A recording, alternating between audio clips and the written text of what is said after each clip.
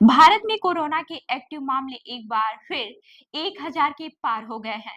इसी बीच साल 2021 में कोरोना काल के दौरान हुई मौतों का असली आंकड़ा medical certification of cause of death यानी कि एमसीसीडी रिपोर्ट के जरिए सामने आया है। यह रिपोर्ट 2 साल की देरी से 7 मई को रजिस्टर जनरल ऑफ इंडिया यानी कि आरजीआई द्वारा आधिकारिक वेबसाइट पर अपलोड की गई, जिसका मीडिया में 27 मई को खुलासा हुआ। रिपोर्ट के मुताबिक साल 2021 में देश में कुल 1.02 करोड़ मौतें हुई, जो पिछले साल की तुलना में 21.08 लाख ज्यादा है।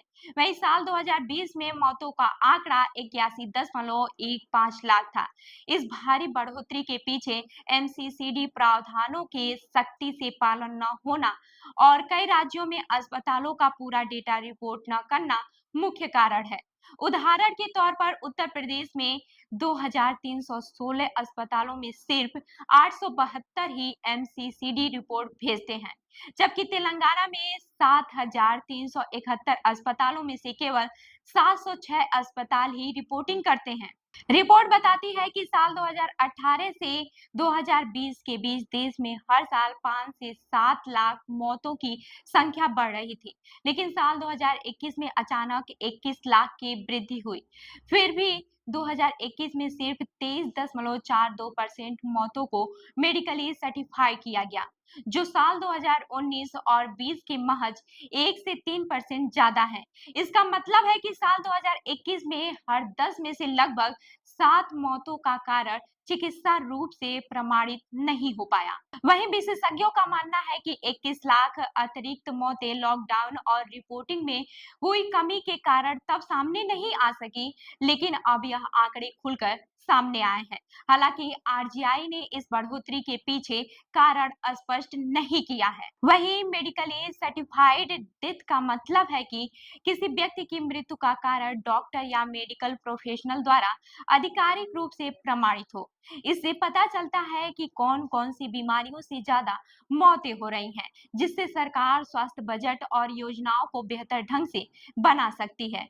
रिपोर्ट के अनुसार साल 2021 में 25 से 44 साल के बीच के हार्ट अटैक की बीमारी और कोविड से सबसे ज्यादा मौतें हुई हैं।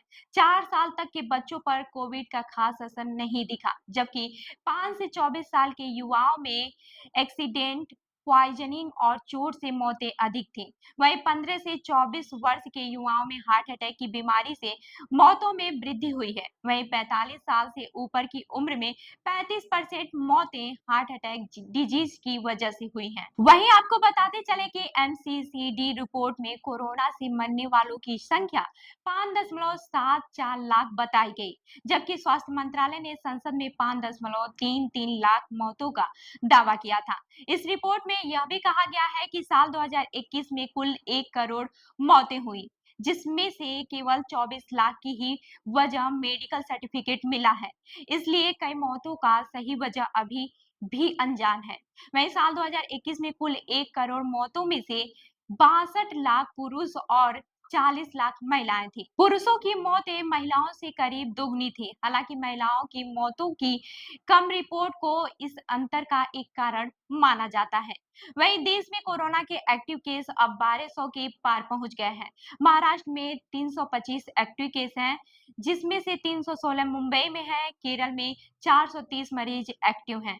मंगलवार को महाराष्ट्र में 66, कर्नाटक में 36, गुजरात में 17, बिहार में 5 और हरियाणा में 3 नए मामले सामने आए। वहीं इस रिपोर्ट से साफ है कि कोरोना काल की मौतों का असली प्रभाव अब धीरे धीरे सामने आ रहा है और स्वास्थ्य सिस्टम को और भी मजबूत करने की आवश्यकता है।